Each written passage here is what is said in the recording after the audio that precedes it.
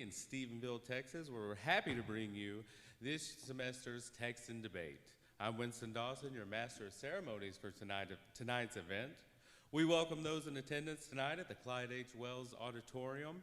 In addition, we welcome those watching the debate by live stream on our Texan Debate at Tarleton State YouTube channel. And I would also like to welcome our radio audience tonight, listening in on KTRL 90.5 FM. And a big thank you to Tarleton Public Radio for broadcasting tonight's event, and to our radio audience for supporting the Texan Debate and Tarleton Radio, listening in on KTRL 90.5 FM. Texan Debate is a program sponsored by the Department of Communication Studies that's held once each semester. Student volunteers are placed in two-person teams and are taught debate techniques. Today, the motion is, this House moves that the mask mandate is now indefinite. Earlier this afternoon, there were 4 teams that debated this topic. It went both ways. We had debates at 2 and at 3. The 2 o'clock debates went for the government. The 3 o'clock debate went for the opposition. So, it's anybody's game. Well, let's have a round of applause for those debaters and for all the efforts everyone's put in thus far.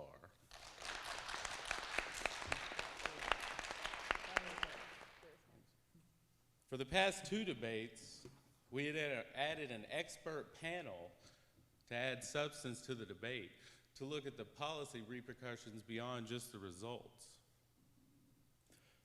This year, for obvious reasons and safety concerns, we've eliminated the panel. There will be a discussion portion, but it won't be as in-depth.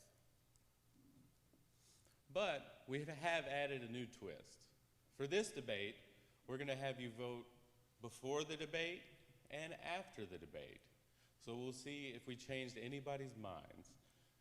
Rules are debaters can't look at the screen for the pre-debate poll. So if you get your phones out now, go to slido.com,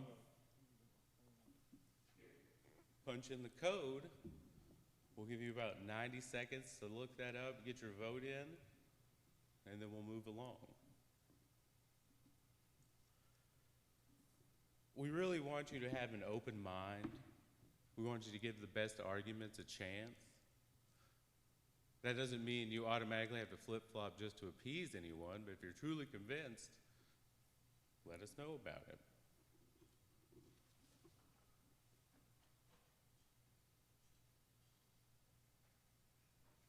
Still got votes coming in. Nobody's looking. All the debaters seem well prepared. I know they're well prepared. We've been working on this for weeks, most of us. They've been very present the past few days, but they've been showing up and doing their best. I think we're going to be in for a pretty good show.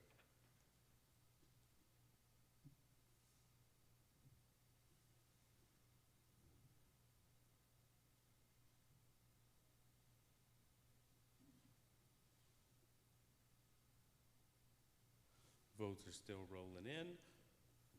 Give it about 30 more seconds, and then we will proceed.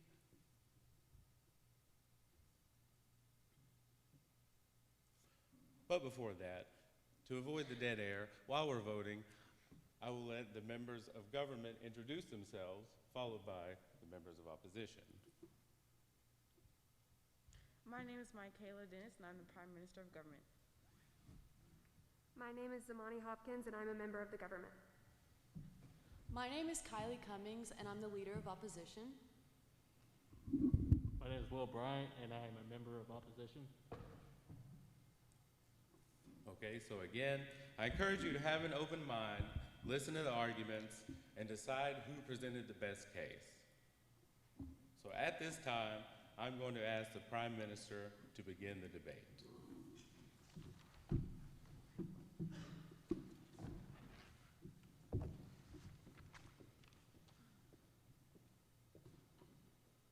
Good evening and welcome to the Texan Debate of 2020.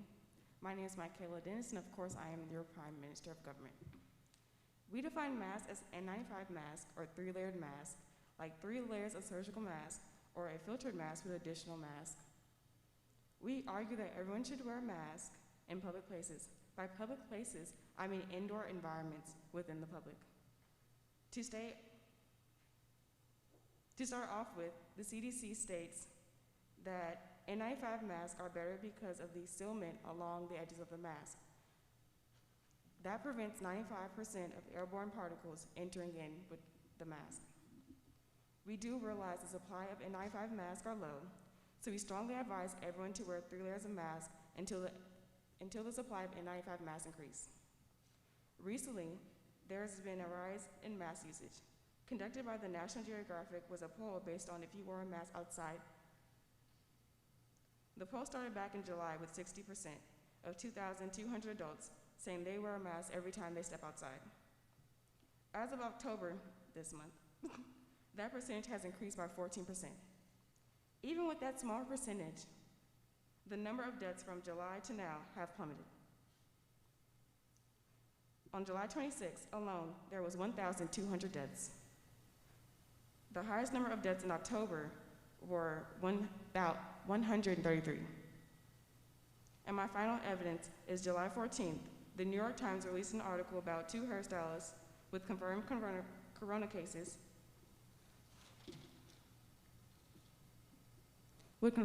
cases did not get any of their clients sick. Before knowing of their test results, the 2 hairdressers styled 139 clients, with styles taken from 15 to 45 minutes to complete. That is more than enough time for the virus to spread through the air, but it didn't due to the use of the face coverings. Thank you for listening to my statements, and if you care about your loved ones, vote for government.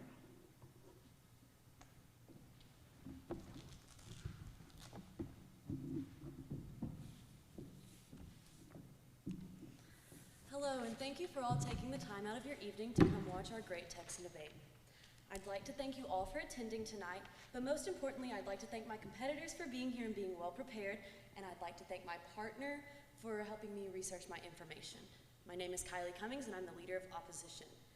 We accept the government's definition of masks, however, we do not accept the motion that masks should be indefinite.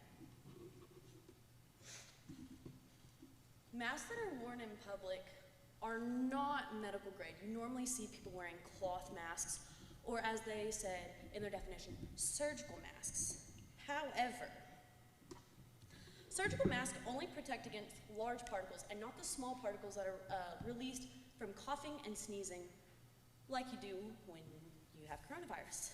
And this is according to the FDA.gov FDA, August 8th, 2020. Not to mention, most boxes of the masks you buy that are surgical mention that they do not protect against COVID. They are not meant to protect against infection. In rather large font. The cloth masks are breeding grounds for viruses. And don't tell me you wash your masks every day, because I know the majority of you do not. In a study conducted in Hanoi, Vietnam, across 14 different hospitals, they assigned each ward a different mask. So they had their cloth masks, they had their surgical grade masks, etc. They did this for 4 weeks consecutively, and the higher percentage of infectivity was in cloth masks that the CDC recommends that we all wear, which the majority of us in here are wearing. They were 0.6 to 1.6 higher infectivity in influenza-related viruses and respiratory viruses. This is according to BMJ Open, BMJ.com, by Raina McIntyre, Holly Seal, Tham Chi Dung, and others. With that being said, our arguments against indefinite mask wearing is the increase of pollution that it is causing. Many people do not wear masks correctly in the first place, and people who do follow the mandate still get COVID. Pollution, let's talk about this. So we know it's a very widespread issue in our land and ocean. In the nationalgeographic.org, 75% of the world's land areas are defined as degraded. Degraded is defined as becoming a desert, polluted, or deforested, and it is affecting the well-being of 33.2 billion people across the world. The oceans are also heavily polluted, with 5.2 trillion estimated pieces of plastic. This is according to condorferries.org, Condor Ferries Ltd. You may be thinking to yourself, where am I going with this? Single-use PPE, such as your N95 respirators or your surgical grade masks. One study in the UK estimates alone, if every resident used one of the masks every day for a year, creates 66 metric tons of contaminated waste and 57,000 metric tons of plastic packaging being discarded. This is according to weform.org. Now, where does the pollution come into play? There is disturbing new evidence from a French charity that cleans up the ocean. There was a picture, he was holding armfuls of masks, gloves, contaminated items that we're using to protect ourselves. And masks and gloves are also being added to the tops of landfills, creating more pollution to the land and air when they eventually degrade. My next line of argument. Most people don't wear them correctly in the first place. I'm gonna be a little interactive with y'all, even if you're over Zoom. This is just a little bit of fun, you know? Raise your hand if you've ever worn your mask incorrectly, ever, below your nose, when you were within 6 feet of somebody, you just weren't wearing it correctly, over your ear, you didn't put it directly on after you ate a meal, you didn't put it on directly after you drank, anything, ever. Just consider it. You don't have to raise your hand, you don't have to out yourself if you don't want to. If you don't follow it 100% of the T, and you say that you are, you're probably lying to yourself. We discussed not wearing them correctly, but now we're discussing wearing them correctly and still getting COVID. In September, the CDC released a report that even when worn consistently, masks are not fully protective. A study completed in July in the US compared 154 COVID-positive case patients, to a control group of 160 symptomatic COVID-negative participants from a healthcare facility. 70% of these case patients described always wearing a mask despite falling ill with the virus. 14 days prior to illness onset, 71% of case patients and 74% of the control group always wore facial coverings, but still got the virus. I would also like you to note 70% of the case patients committed to wearing a face mask at a gathering of 10 or more, shopping, eating out, public transport, within public buildings, and they still contracted the virus. Opposite side of the spectrum, under 4% of case patients who reported never wearing a mask got COVID. Less than 4 got COVID and they never wore a mask. This is according to thefederalist.com by Jordan Davidson on October 12, 2020. With all of this information in mind, I urge you to vote for the opposition. Thank you.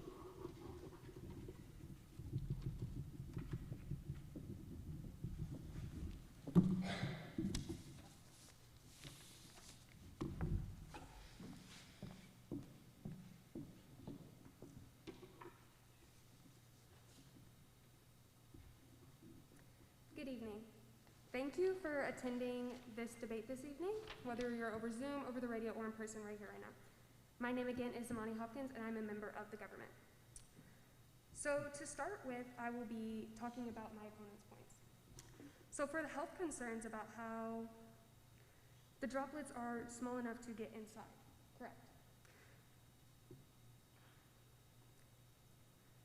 Water droplets are between 20 and 2,000 micrometers, while oxygen and CO2 are small, which is another health concern that has been brought up multiple times about carbon dioxide intake from wearing the mask because you're breathing it back in. Despite this, the University of Iowa hospitals and clinics, the intensive care unit physician Greg Schmidt, MD, says that these masks don't decrease oxygen intake levels. They also don't retain more carbon dioxide than usual, so it's not enough to hurt you. And they still do block out the H2O droplets that can help spread COVID. Another point was the inconsistent information from CDC concerning the wearing of masks and which ones to wear. In the beginning of the pandemic, the CDC, we weren't properly prepared. So they needed to devote the masks that we did have towards the medical professionals that were on the front lines of everything that was going on. Now that masks have become more widely available for the ones that we do have, they do recommend that everyone has been able to wear it. Another point that my opponents have made was that masks do not completely help with the coronavirus. Despite this, masks are seen as a preventative measure. They're not 100% helpful, but they do help a huge percentage. As my Prime Minister said earlier, a huge percentage of people during the two hairstylists, they did not get COVID for their 139 clients through the 15 and 45 minutes that they were getting their hair styled. These are seen as preventative products, and we use them every day, such as condoms, hand sanitizer, everything.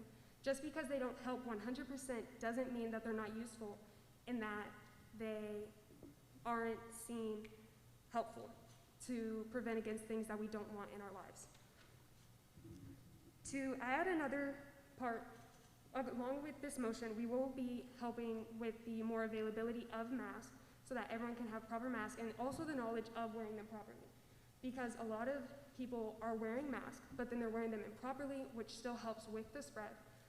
So we'll be promoting information on how to properly wear them, and then properly disposing of them as well, so that there isn't as much waste as you guys are concerned with. I would also like to add another point between the difference between asymptomatic patients and pre-symptomatic patients.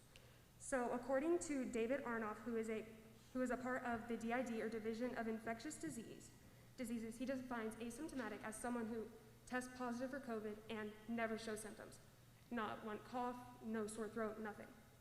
Pre-symptomatic is when you have COVID, but you do not show symptoms. So it's the period before.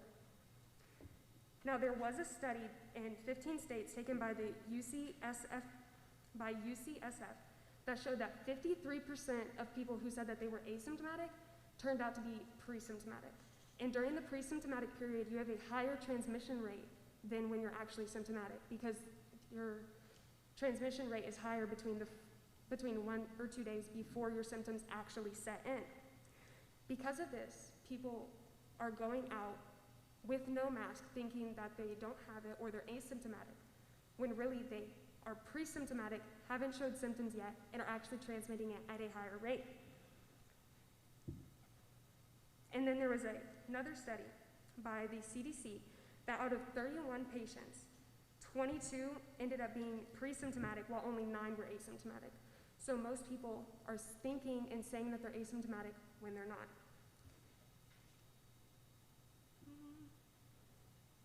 Also, symptoms impact everyone differently. Because we do not have all of the information about everything to do with the coronavirus, everyone has symptoms differently, they show at different times, so people are having symptoms, not knowing that they do go along with COVID symptoms, and then they're still going out thinking that it's something else, not going to the hospital when they need to, and then they're just spreading it more, which is where the mask would come in, because it's preventing you transmitting it to someone else. So if everyone wears a mask, people are less from giving it to someone else. I would like to thank you all again for being here this evening, and remember, vote for government.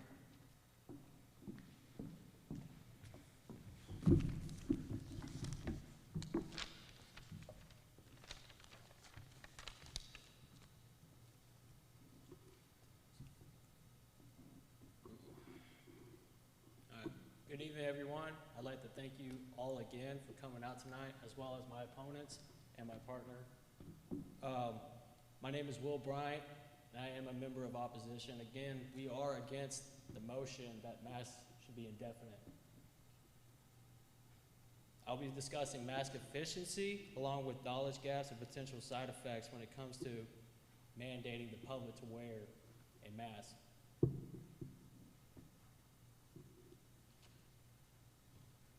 As my partner already mentioned, the Center for Disease Control report released in September shows that masks and face coverings are not effective in preventing the spread of COVID-19, even for those people who consistently wear them. That was the conclusion of the study.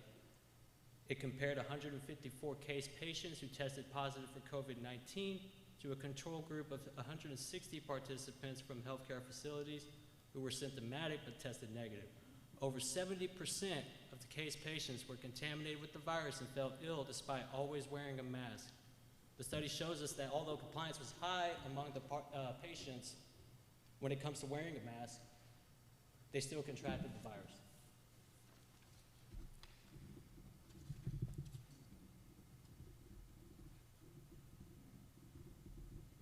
Now onto the mask and knowledge gaps. Obviously, there's a lot of concerns about how to wear a mask and all that, and they're also not as straightforward as it seems. A lot of healthcare professionals find it difficult to wear a mask, especially for long hours in the day. They can get really uncomfortable, and people will have this urge to touch, and that's obviously not what you want to do during a viral pandemic. So, first, it is unclear, like I said, how the public would use these face coverings. Proper use of face coverings, again, not straightforward enough. And this is coming from Nicole 2013, American Journal of Infection Control. Now, what I mean by poor use means poor fitting, repeated adjustment and touching. I'm pretty sure we all do that on a day-to-day basis while in class and all that stuff. So this basically makes the mask ineffective. You're basically doing more harm than good, as if you were to not have worn a mask in the first place, because you wouldn't want to be touching your face if you weren't wearing this. So basically, by you wearing it, you're posing an infection risk to yourself. And according to the World Health Organization, disposable masks must be discarded properly. Inappropriately discarded masks pose an infection risk. And that, I mean, how many times have you walked around the street and you see a disposable mask just laying on the ground, or you leave it on your desk, not knowing you touch it? So it's kind of gross and not obviously good for the environment. As my partner mentioned, there's been a lot of litter, which is obviously something that's been an issue plaguing us for decades. So, and then during a pandemic, cloth masks may be the only option available, as my opponents mentioned that we obviously have a shortage on masks because of everyone buying it up. So this also leads our healthcare professionals, who are at the most risk for exposure to COVID-19, more vulnerable, because they don't have access to the N95s. They're over here having to reuse, rewash, using the same mask on a weekly basis, and they're the ones that need it the most. So it's kind of unfair that we're mandating the public, who can easily take extra preventative measures to stopping this virus by simply staying home, doing your classes on Zoom, which we've already been taking, and socially distancing, washing your hands, common stuff that we can all do today to stop it.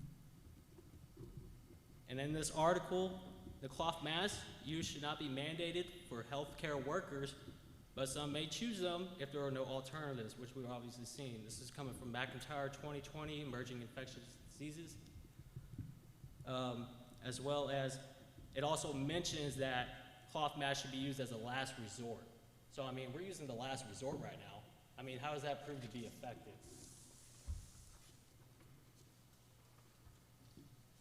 Also, it's important to know that the general public, it's giving us a false sense of protection. Now, when you do this, when people wear masks, they feel the need that they can come in contact closer, have more engagements, social life, which we all want. We've been wanting it for a while because of the lockdown. But when you're wearing this mask and you take it off, you're just basically risking, once again, what I said earlier, infecting yourself. So, now the potential side effects of wearing a mask, again, false sense of security. That's going to lead to less compliance in the other infection control measures, washing your hands, social distancing, people getting more than 6 feet, within 6 feet of each other, and having conversation. Inappropriate use and frequent touching, improper disposal. Wearing a face mask causes exhaled air to travel to the eyes, creating that impulse to touch. Your hands are contaminated, you're going to cause a transmission. It's just common sense right there. Face masks also make breathing more difficult. For people with COPD and other conditions that are not necessarily visible, and now we're mandating everyone to use it, it's causing them to breathe more and frequently, which is also, if they get infected, going to cause that virus to spread more, because you're breathing out more. This is coming from Dr. Greenlaw at the British Medical Journal, 2020. Again, with all this information, I urge you to vote for opposition. Thank you.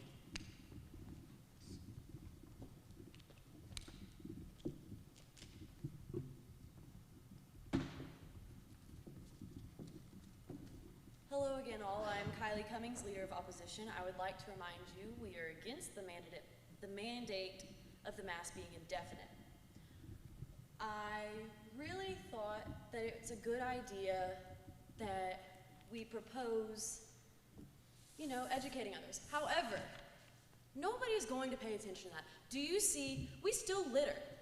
We throw our trash on the ground, so what makes you think if we get an educational course on masks that we aren't still going to throw them on the ground? There are bad people out there. They'll continue to litter. They'll continue to litter masks. Let's say we have an educational course on wearing masks correctly. What's going to make this widespread? Nothing. What about the people without Wi-Fi? How are we going to educate them? Even if we do educate them, they're still going to wear it?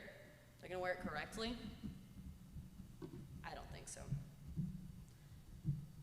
And like they said, it's a protective measure. However, I'd like to reiterate that 70 case patients described as always wearing a mask fell ill with the virus. That's a 30%. 30% of the people that they tested didn't get the virus. That's a very, very small margin. Our main points were not only that we're suffering, but the earth is suffering. So if you care about the earth at all, pollution is already on the rise because of the increase of litter, and now we're littering our masks. I'd also like to remind you, masks are relatively ineffective, as my partner and I proved through studies. Lastly, the mandate is not making people wear masks in the first place. So what makes you think making them indefinite is going to change anything at all? Because we're still finding loopholes. Again, thank you for all attending tonight. And remember, vote for the right side of history, the opposition, and no to the mask mandate.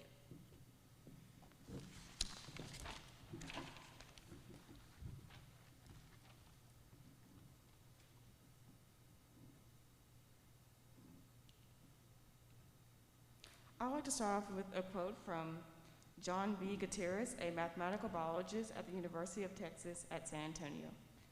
Face masks are an essential part of the disease preventional toolkit. My opponents made some good points. However, how could we know that we are killing the truth?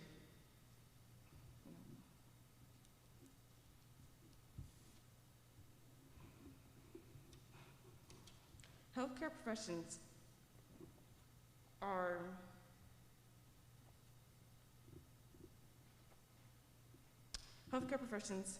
need N95 masks. That's why we're saying that they will get them first. The public will wear a 3-layered mask. Like my partner has said earlier, O2 levels are not decreased, and many have testified to this when those who have such problems. Thank you, and vote for government.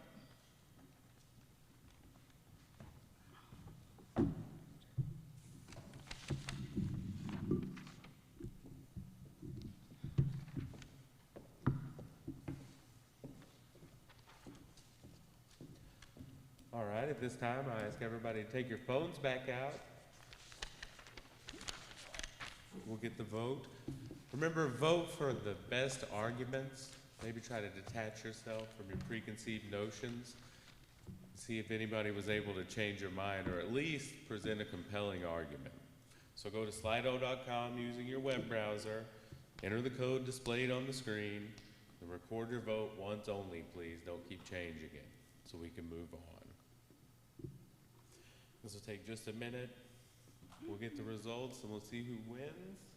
And then we will ask you a few questions about your debate experience.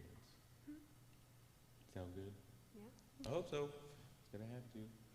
Oh, yes. Oh, you have a question. The projector's firing up. I think. Yeah, you can look at this one. It was really tempting not to tell you the results from the first time. Really? Yeah. Couldn't help it, so I tried not to look as well. The results from the first time, do y'all want to know the results from the first time? The results from the first time were 34 yes, 66 no. 34% yes, 66% no. That's popping off. It is what it is. Yeah. It's fine. No, it's not. Because we prepared for this, and I messed it up. Unless we have a major October surprise show up here at the debate, it looks like the nose may have it. Would you not? I'm like, giving me enough evidence. I was like, I didn't know how to go off of it because I didn't. 51 votes, we got 72 to 28%, Until like you were showing things, and I was like, 53. Thank you all again for watching on the stream, listening on the stream through KTRL 90.5 FM. Thank you for listening on the radio from KTRL 90.5 FM. Thank you most for braving the elements and showing up in person for the most fun. Great studio audience. And thank you for voting. I wish we could do it again. We're going to call it a 59 or let it go? You said that you wanted to. Huh? We'll give it 15 seconds and we're going to move on. No, yeah, I'm fine with being prime minister. Biggest troll on the list. No, I said I wish I could. I still think it I needs wish to I be, could do it once you again. hit As I said. Okay, I don't think it's going to move that much, so we will declare the opposition the winner for tonight's debate. Everybody give them a round of applause. Studio audience. Yeah. Good job. Everybody did good. Now I'm going to let Dr. Chris Gerhardt come up here and ask you a few questions. You can share your newfound expertise with us about a few things.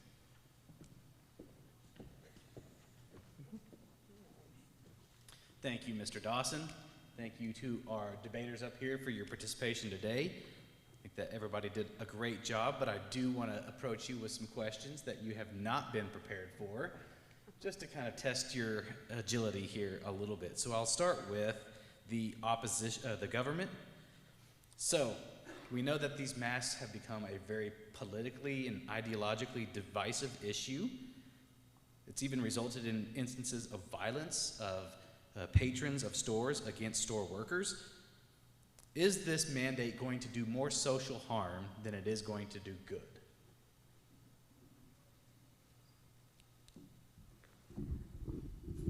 So even though it has become very political, we would like to keep it a public health safety factor, as it impacts everyone no matter what political party you're a part of.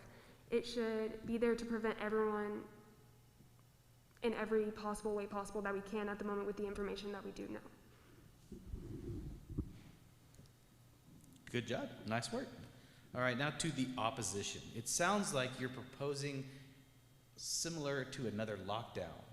Is that the way that you're going to resolve this issue without masks, is by keeping people at home on Zoom, not going to stores and social gatherings? Yeah, I got that one. That was not what I was intending on, but it would come out that way. But basically what I was trying to get at is that the mask is not the answer. It's really not. We already have the means to, get through this pandemic with the technology that we have. What I was meaning by that is that we have the ability. You can go buy Walmart groceries online. You can do almost everything online. We can have a class online, which I didn't think was going to happen, and here we are. We're doing this awkward time on Zoom. But that's pretty much what I meant by it. Not like go into another lockdown and shut down our economy. So.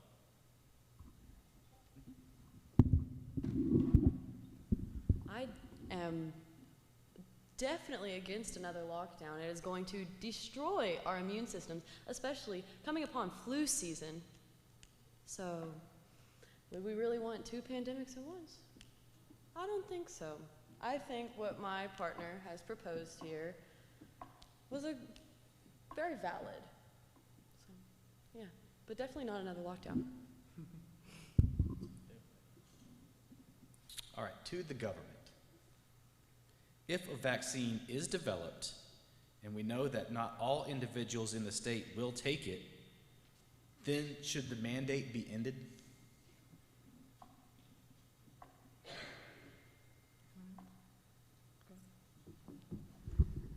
I think for this one, it would be seeing the percentages of the people who do go to take the vaccine and those who don't. And then it would have to be reevaluated after that, because if not enough people are taking it, then the mandate would have to stay just to protect the people in total, because it is very transmissionable to everyone. To the opposition, would you be willing to sit in a hospital filled with coronavirus infected patients for hours without a mask? Why or why not?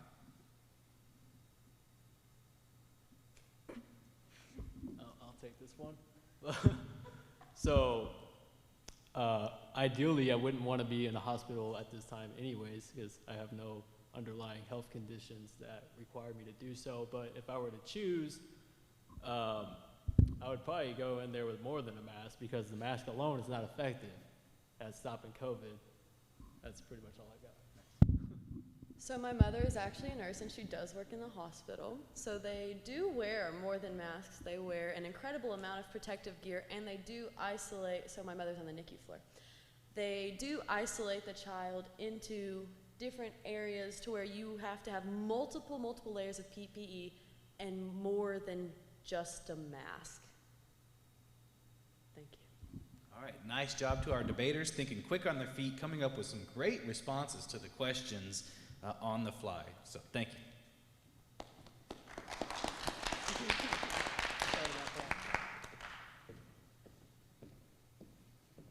Okay, I have some more casual questions, not to put you on the spot.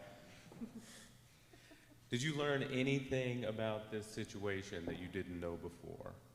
Did you find out some things you were like, I had no idea that that was a thing? I did, when I was looking for information, I did find it was like a huge study on pre-symptomatic and asymptomatic people. And I never really took into consideration the pre-symptomatic section of it, and that you have it but you're not showing symptoms, and then finding out that the transmission rate during that period is even higher. I was like, people are transmitting it and so then not doing anything. you're more of a spreader whenever you're pre-symptomatic. Yes. And if you don't know the symptoms, then you're just transferring it everywhere. So that was one of the pieces of information that kind of stood out to you most. Yes. Did it change the way you felt about the topic? It did. It kind of, to me, it made it seem like masks were more important, because the point of the mask is to prevent you from giving it to others. And if I don't know that I have it, and then I end up being like pre-symptomatic or something, and I don't wear a mask, then I could be giving it to like my friends or all of my teammates, my friends, my family. So and I it made you don't want want to do wear a that. mask. Yeah. Okay. Same question. Did you learn anything that you didn't know about this whole situation? So I definitely did some research on vaccines and the vaccine process, because I thought we were going to get hit with that. So I did learn that we most definitely are rushing into this COVID vaccine that we're trying to push this quickly, because a vaccine takes anywhere from 10 to 15 years to be fully tested and confirmed safe for public consumption before it should be distributed. So I did some research on vaccines. That made you wary of vaccines? Yes, well, wary of this vaccine. You probably will not see me getting it as soon as it comes out. I would like to see more research done on it first. Did you learn anything new, Will? I mean, after doing some research on the topic, there's a lot of inconsistency, and I just kind of find that disturbing, how we just can't get the facts, you know? The media is always trying to get the narrative, and that's what I find most disturbing. We just need to go back to the basics. That's what I found after studying all this. Just treat it. Be sanitary. Okay. Well, thanks everyone again for coming to this semester's Texan Debate. Please come back in the spring as students will debate another controversial subject in the Texan Debate. I'll try not to make it Corona related. I think we'll be full-blown tired of it by that time. Thank you for your attendance. Thank you for your viewership, your viewership on our live stream. And those of you listening on KTRL 90.5 FM, Tarleton Public Radio. Thank you all again, and good night.